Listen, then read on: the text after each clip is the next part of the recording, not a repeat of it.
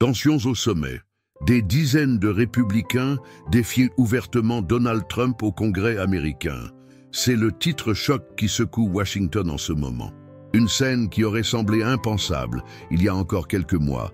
Des membres du Parti républicain, autrefois fidèles, jusqu'à l'aveuglement à l'ex-président, s'organisent désormais pour lui résister frontalement sur les questions les plus explosives du moment, les tarifs douaniers, le budget national et le futur économique des États-Unis. Un climat de guerre froide s'est installé dans les couloirs du Congrès. Ce ne sont plus les démocrates contre les républicains. Non, le nouveau champ de bataille est interne. Trump contre les siens. Ce qui se joue en ce moment va bien au-delà d'un simple désaccord idéologique. Il s'agit d'une fracture historique, d'un acte de rébellion sans précédent dans les rangs du GOP. Et pour la première fois depuis longtemps, ce ne sont pas les adversaires politiques de Trump qui mènent l'offensive, mais ses propres alliés. Pourquoi maintenant? Pourquoi cette rupture? Et surtout, que cache cette vague de dissidence soudaine? Car derrière les discours enflammés et les communiqués de presse, une crise bien plus profonde est en train de remonter à la surface.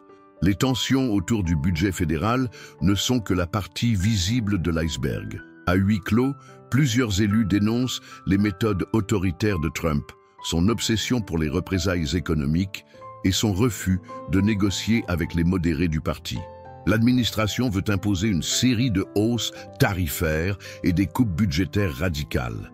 Mais cette fois, le mur de loyauté républicaine se fissure.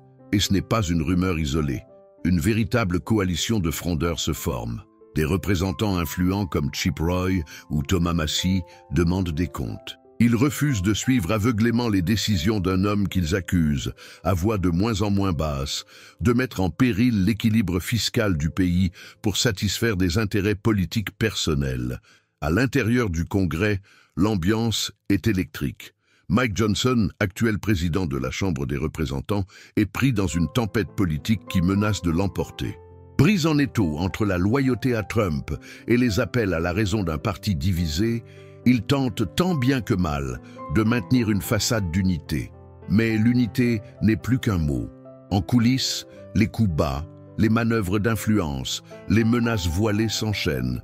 Les républicains ne parlent plus d'une seule voix et cette cacophonie politique pourrait bien redessiner le paysage électoral de 2024. Les électeurs commencent à poser des questions. Le leadership de Trump est-il en déclin? Est-il encore l'homme fort de la droite américaine ou est-il en train de devenir son principal fardeau? Les commentateurs politiques s'interrogent, s'agit-il d'un réajustement stratégique ou du début de la fin d'une ère? Ce que nous allons vous révéler dans cette vidéo va bien au-delà des manchettes des journaux. Il ne s'agit pas seulement de politique, c'est une bataille pour le cœur idéologique du Parti républicain. Un bras de fer historique dont les conséquences pourraient changer à jamais le visage de l'Amérique. Et vous, qu'en pensez-vous? Sommes-nous en train d'assister à l'éclatement du Parti républicain de l'intérieur? Est-ce une manœuvre nécessaire pour sauver les finances du pays ou le début d'un chaos politique incontrôlable? Dites-le nous dans les commentaires. Votre avis compte plus que jamais. On lit absolument tout ce que vous partagez et vos réflexions enrichissent ce débat essentiel. Si vous appréciez ce type d'analyse claire, directe et sans filtre, pensez à liker cette vidéo. Cela nous aide énormément à faire circuler l'information. Et surtout, abonnez-vous à la chaîne pour ne rien manquer des prochains épisodes. La campagne de 2024 ne fait que commencer et les secousses politiques promettent d'être encore plus fortes. On continue tout de suite avec les révélations du premier chapitre. Pendant des années, Donald Trump a imposé sa présence comme une force incontournable du Parti républicain. Peu importe les controverses, peu importe les critiques, ses alliés restaient alignés, parfois même jusqu'à l'absurde, comme si remettre en question son autorité revenait à signer sa propre fin politique. Mais aujourd'hui, quelque chose a changé. Et ce changement ne vient pas de l'opposition démocrate, ni des médias traditionnels. Il vient de l'intérieur. Ce qui se joue actuellement au Congrès ressemble à un véritable séisme. Pour la première fois depuis son ascension, Trump fait face à une fronde républicaine ouverte, active et organisée. Un choc qui bouleverse les équilibres et force une question simple mais explosive. Le règne de Trump touche-t-il à sa limite naturelle? Tout commence par des réunions tendues à huis clos, loin des caméras, où plusieurs membres influents de la Chambre expriment un ras-le-bol grandissant. Ce n'est pas une simple divergence sur des lignes budgétaires, c'est une opposition de fond sur la manière dont Trump continue d'exercer une influence absolue sur le parti en tentant d'imposer des hausses tarifaires drastiques tout en poussant pour des réductions budgétaires qui, selon certains républicains, mettent en péril des piliers économiques et sociaux du pays. Le ton change, les regards se durcissent et surtout, les voix s'élèvent, des voix que l'on n'attendait pas forcément. Des élus comme Chip Roy ou Thomas Massie, jusque-là peu enclins à s'exposer frontalement, commencent à s'exprimer sans détour. Le climat devient lourd, électrique. Dans les couloirs du Capitole, il ne s'agit plus de loyauté, mais de légitimité. Qui dirige réellement la ligne du parti? Est-ce le président actuel de la Chambre, Mike Johnson, ou est-ce encore l'ombre de Donald Trump qui plane sur chaque décision? La question n'est pas anodine. Car à chaque nouvelle tentative de réforme ou de compromis budgétaire, la pression de Trump refait surface. Et avec elle, la menace d'une sanction politique, exclusion, perte de financement de campagne, campagne de discrédit dans les médias conservateurs. Mais cette fois, ces menaces semblent moins efficaces. Quelque chose s'est fissuré. Certains commencent à murmurer que Trump est désormais un poids, un symbole du passé qui empêche le parti de se projeter vers l'avenir. Les élections de mi-mandat, les échecs électoraux dans plusieurs États clés et la lassitude croissante d'une partie de la base républicaine font naître une peur différente. Non plus celle de s'opposer à Trump, mais celle de ne rien changer. Et cette peur se transforme lentement en action. Dans les discours publics, les termes restent mesurés, mais les intentions deviennent limpides. L'objectif n'est plus seulement de critiquer certaines décisions ponctuelles, mais de reprendre le contrôle idéologique du parti, revenir à une droite plus classique, plus ancrée dans la rigueur fiscale, moins portée sur la rhétorique incendiaire et les polémiques constantes. Trump, lui, observe, mesure, mais ne recule pas. Fidèle à sa stratégie de confrontation, il multiplie les messages sur Truth Social, accuse certains élus de trahison, suggère des complots internes et rappelle qu'il reste, selon lui, le seul véritable leader légitime du Parti républicain. Mais est-ce encore vrai? Car dans les États conservateurs, même les électeurs commencent à poser des questions.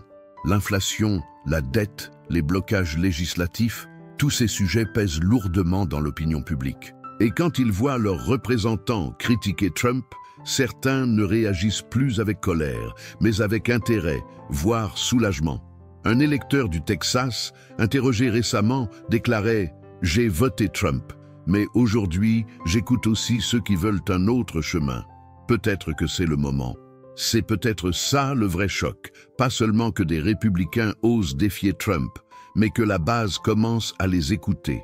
Le mythe de l'infaillibilité semble s'éroder, lentement mais visiblement. Et vous, qu'en pensez-vous? Est-ce le début d'un nouveau chapitre pour les républicains ou un simple sursaut avant une nouvelle reconsolidation autour de Trump? Croyez-vous que cette fracture interne est salutaire ou dangereuse pour l'unité politique des États-Unis? Partagez votre ressenti dans les commentaires. Écrivez-nous simplement « Trump perd le contrôle » ou « Le parti se réveille enfin ». On veut vraiment savoir où vous vous situez dans ce débat qui pourrait redessiner l'histoire politique américaine. Depuis l'extérieur, on pourrait croire que les désaccords internes chez les républicains sont simplement des jeux de pouvoir, des ajustements politiques de circonstances. Mais quand on entre dans le cœur de cette rébellion naissante, on découvre une réalité bien plus brute, bien plus stratégique et surtout bien plus personnelle. Car ce que ces élus reprochent à Trump ne se limite pas à quelques décisions budgétaires contestées ou à une stratégie économique trop agressive. Non, ce qu'ils pointent du doigt, ce qu'ils osent formuler à voix haute pour la première fois depuis longtemps, c'est une accumulation, une saturation, un rejet profond d'une méthode, d'un style, d'une posture qui, selon eux, ne correspond plus aux défis actuels du pays. Et ce rejet s'incarne dans des mots lourds de sens. Autoritarisme, imprévisibilité, obsession du contrôle, dérive populiste. L'un des principaux griefs porte sur les tarifs douaniers que Trump souhaite réintroduire massivement.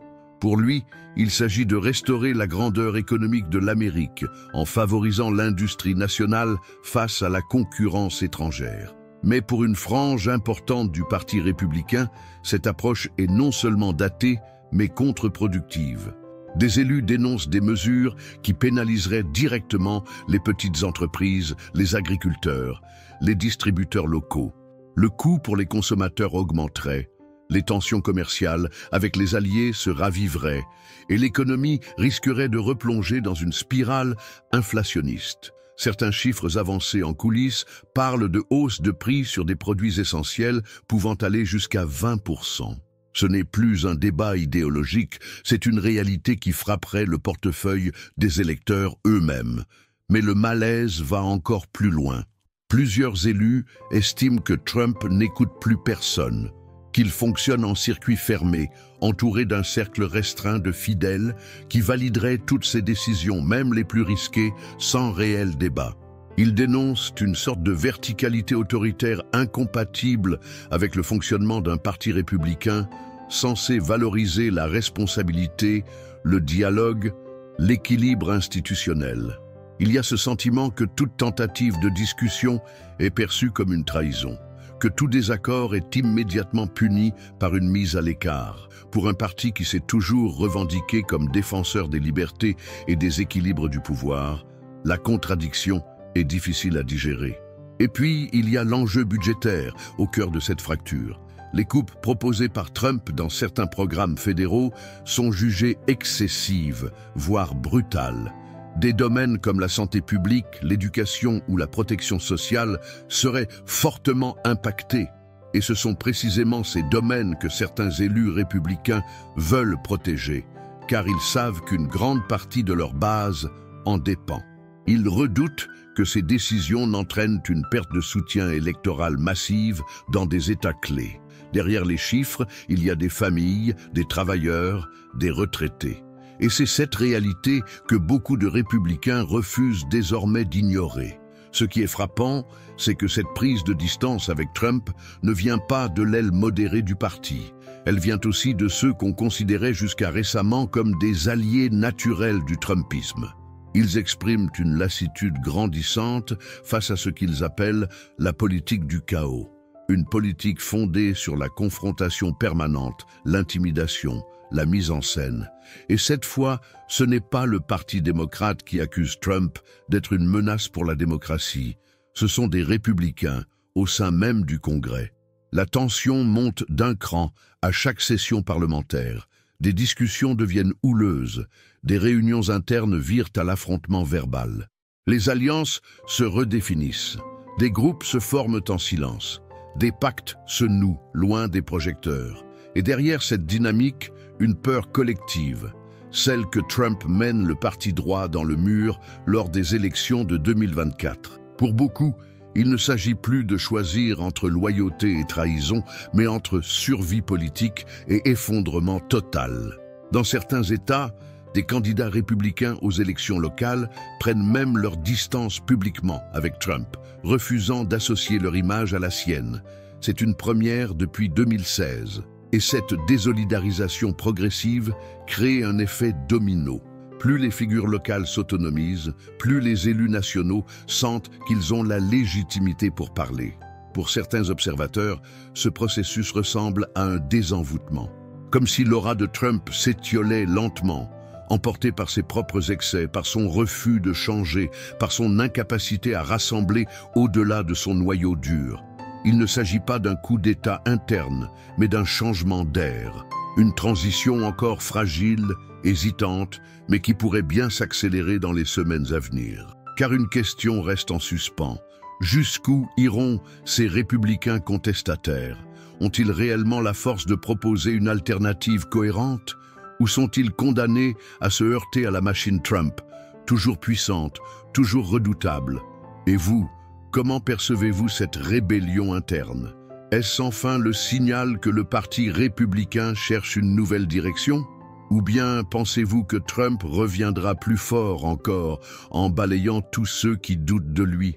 Laissez votre avis en commentaire. Vous pouvez écrire simplement « Il est temps de tourner la page » ou « Trump reste l'homme de la situation ».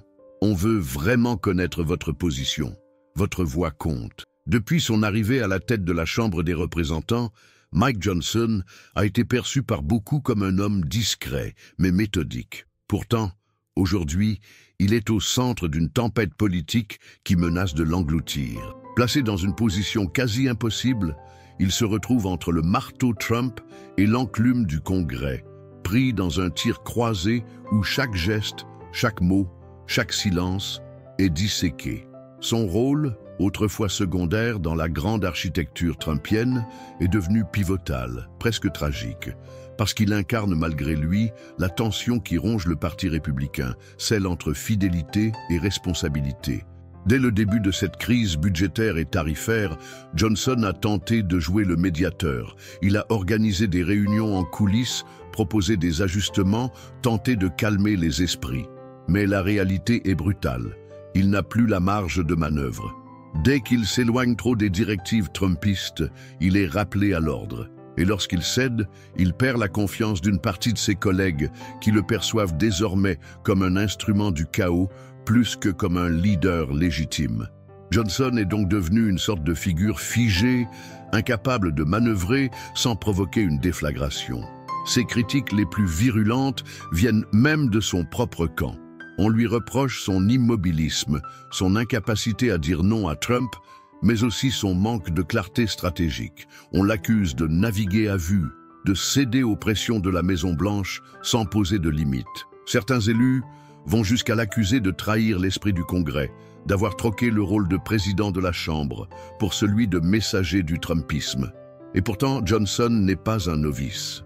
Il connaît les rouages du pouvoir, les dynamiques de parti, et sait très bien à quel point chaque décision peut avoir des répercussions directes sur sa carrière et sur l'avenir du mouvement conservateur. Mais face à l'intensité de la pression, même les plus chevronnés peuvent plier. Il se murmure qu'il aurait tenté à plusieurs reprises de faire passer des compromis, mais que ceux-ci auraient été bloqués par l'entourage direct de Trump. Il existerait, selon certains journalistes, une liste officieuse d'élus à surveiller, des rebelles à isoler, des opposants internes à museler.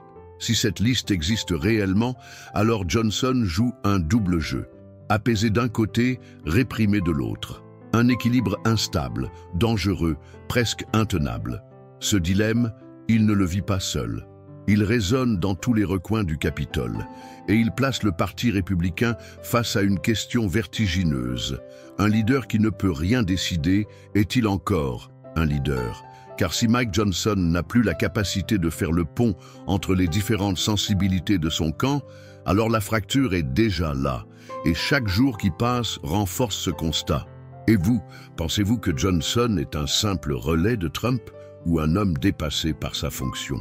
Dites-nous ce que vous en pensez en commentaire. Écrivez par exemple « Johnson complice ou victime ?» On veut vraiment entendre votre analyse. L'histoire retiendra peut-être leur nom comme ceux qui ont osé.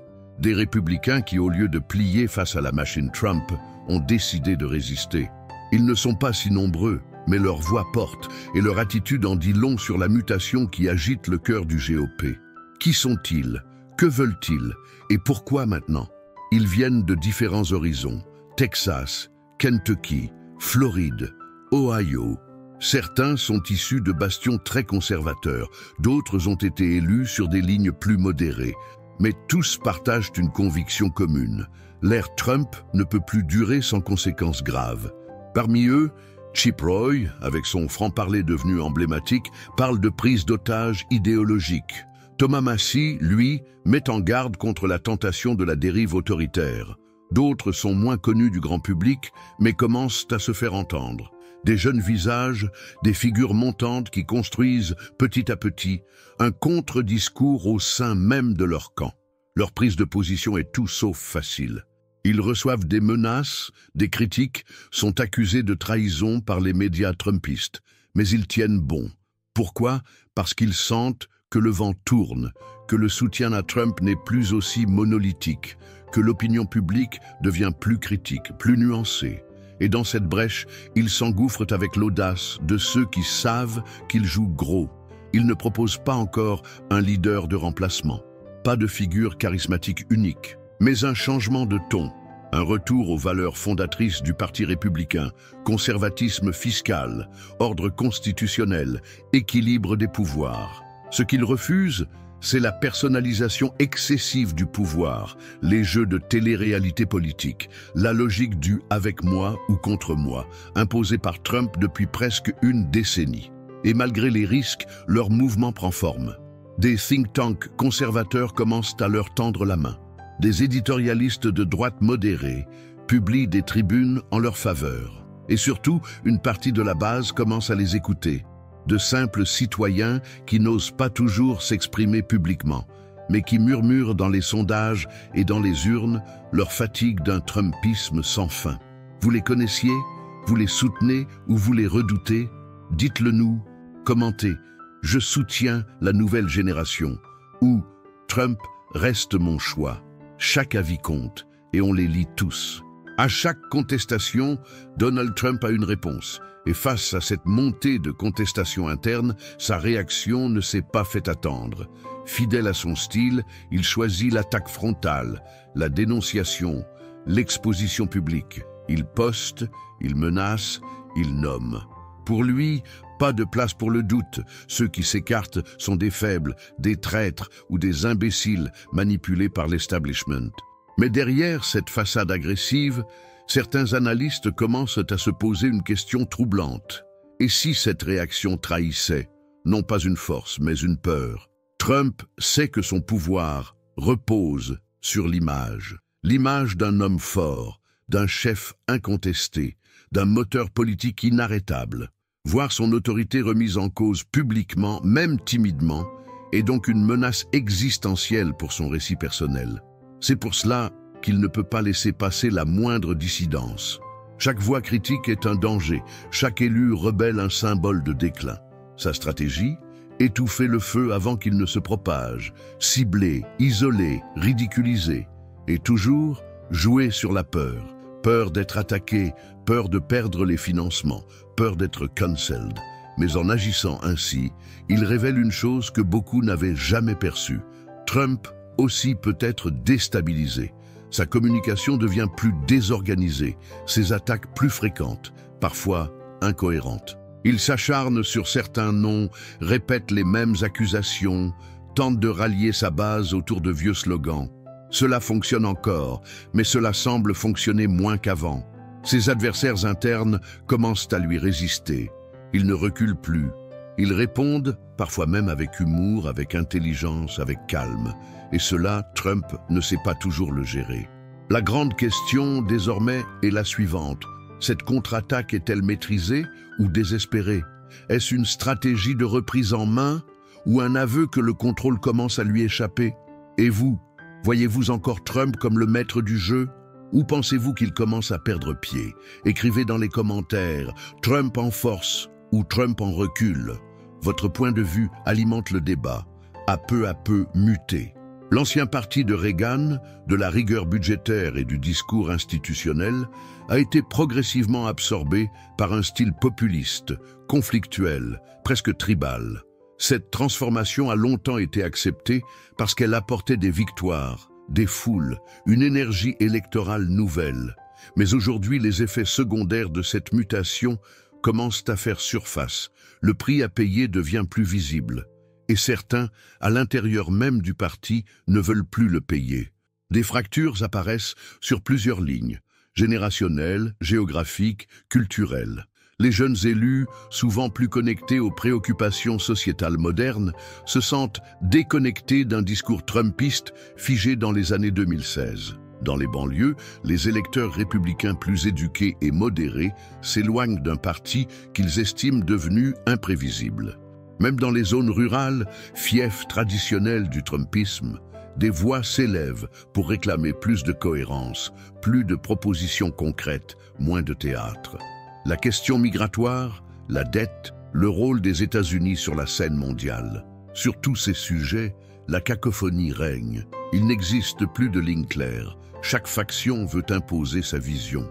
Et quand l'ancien président intervient, loin d'apaiser, il ravive les tensions, renforce les clivages, réactive les loyautés, mais aussi les résistances. Ce climat d'instabilité perpétuelle crée un malaise croissant chez les élus qui, au-delà de leur loyauté à un homme, pensent aussi à leur avenir politique personnel. Nombre d'entre eux approchent des élections avec la peur d'un double rejet. Celui des Trumpistes s'ils osent parler, et celui des électeurs indépendants s'ils restent silencieux. Dilemme cruel que certains essaient de résoudre en adoptant un ton neutre ou en esquivant les questions. Mais dans une époque où tout est viral, visible, enregistré, le silence est lui aussi un message, et il est souvent interprété comme une forme de soumission. À cela s'ajoute un autre facteur, plus invisible, mais tout aussi puissant, la fatigue psychologique. Après des années de tensions permanentes, de crises à répétition, de polémiques incessantes, une partie des cadres du parti aspire à un retour au calme, à une politique plus lisible, moins centrée sur les clashs. Ils ne le disent pas toujours en public, mais en privé. Beaucoup confient leur envie de tourner la page, de retrouver un parti structuré, capable de gouverner sans être prisonnier d'une seule figure. Mais pour l'instant, cette volonté ne s'est pas encore traduite par un mouvement collectif. Le parti vacille, sans tomber. Il doute, sans se réinventer. Et c'est cette zone grise qui est peut-être la plus dangereuse. Car pendant que les républicains cherchent leur cap, les élections approchent, et les Américains, eux, attendent des réponses claires. Et vous, croyez-vous encore à l'unité du Parti républicain? Est-il temps de le reconstruire de l'intérieur, ou faut-il aller vers un nouveau mouvement, libéré du poids du Trumpisme? Commentez, le GOP doit se réinventer, ou Trump est toujours le ciment du parti. Vos avis comptent plus que jamais.